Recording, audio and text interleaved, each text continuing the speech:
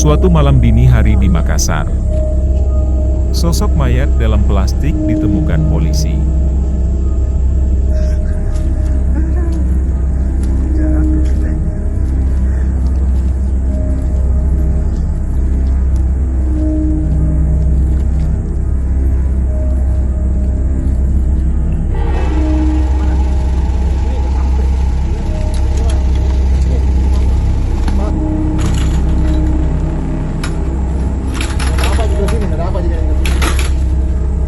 Kenapa juga di sini sayanya?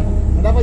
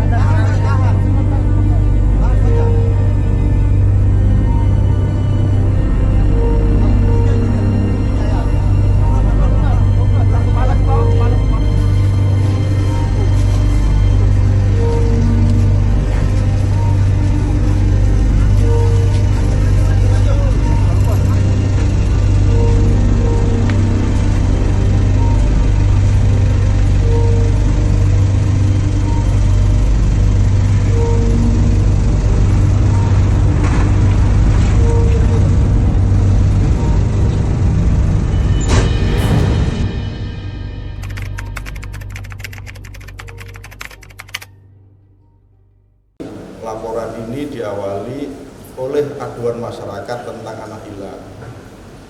Dari laporan tersebut, polisi melakukan penyelidikan dan ternyata anak hilang tersebut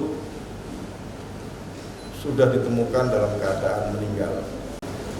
Dan kita lakukan penyelidikan, kita kembangkan, akhirnya kita ketahui bahwa hilangnya anak tersebut karena dibunuh oleh seseorang.